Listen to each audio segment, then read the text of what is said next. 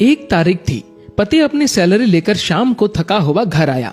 पत्नी इसी इंतजार में थी कि कब पति आएगा।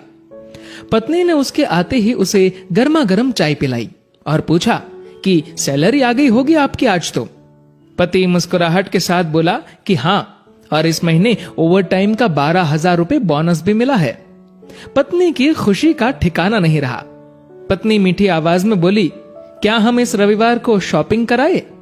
तो पति बोला कि ठीक है, लेकिन सिर्फ एक शर्त पर, कि यदि तुम हफ्ते में कम से कम एक बार मेरी माँ से फोन पर बात कर उनका हाल पूछोगी तो। पत्नी ने दबी आवाज में हाँ कर दी। पति सिर्फ ये चाहता था कि उसकी माँ और उसकी पत्नी के बीच जो भी अनबन है वह दूर हो जाए। ठीक 2 मिनट बाद पति के मोबाइल पर माँ का फोन आया। उधर से माँ बोली, कैसे हो बेटा? बेटा बोला, माँ मैं ठीक हूं।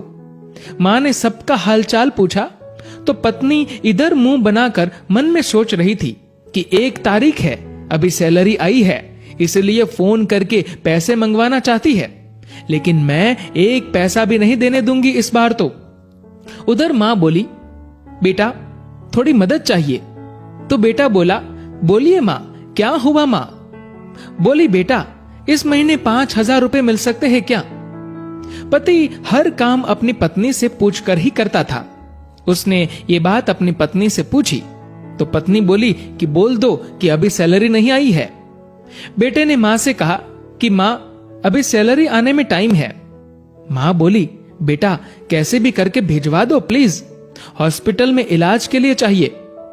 पति ने यह बात पत्नी से दोहराई। पत्नी बोली, माँ से बोल दो कि सरकारी हॉस्पिटल में इलाज करवा ले। पति ने माँ को यही सलाह दी तो माँ बोली, बेटा उधर इलाज सही से नहीं होता और वह ध्यान भी नहीं रखते। इस बार तो पत्नी को गुस्सा आ गया और वह अपने पति से बोली कि बोल दो उन्हें कि हमारे सर पर पहले से इतना बोझ है और अब इससे ज्यादा हम सह नहीं पाएंगे, इसीलिए सरकारी हॉस्पिटल में ही इलाज करवाओ।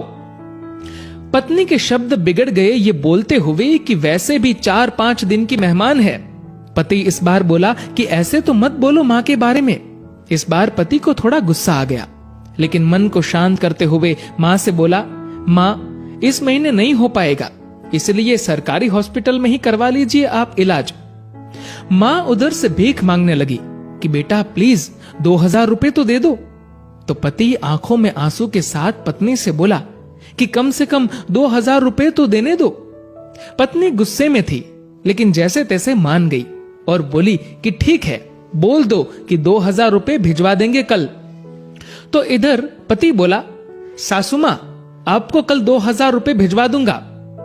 पति के मुंह से इस बार मां की जगह सासू मां सुनते ही पत्नी को चक्कर आने लग गई, जुबान लड़खड़ाने लगी, पसीना छूट गया और पति से पूछा कि क्या ये मेरी मां का फोन आया है?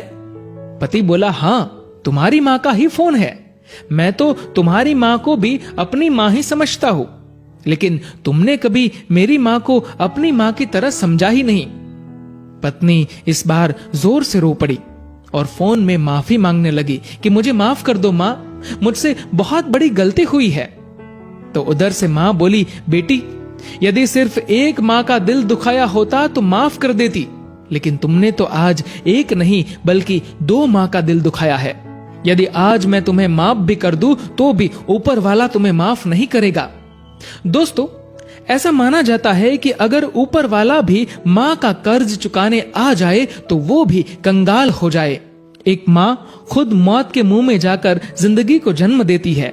उस मां का सम्मान करे। मां तो मां होती है, उसको मरने से पहले जीते जी ना मारे। दोस्तों, इस कहानी को लेकर आपकी क्या राय है नीचे कमेंट करके जरूर बताएगा। और दोस्तों, अगर आपको ये वीडियो अच्छा लगा हो तो इस वीडियो को लाइक करेगा और ज्यादा से ज्यादा लोगों तक शेयर करेगा। और दोस्तों, ऐसे ही और भी इंस्पिरेशनल वीडियोस के लिए सब्सक्राइब करें हमारे यूट्यूब चैनल को और फेसबुक पर फॉलो करें हमारे पेज को। धन्यवाद।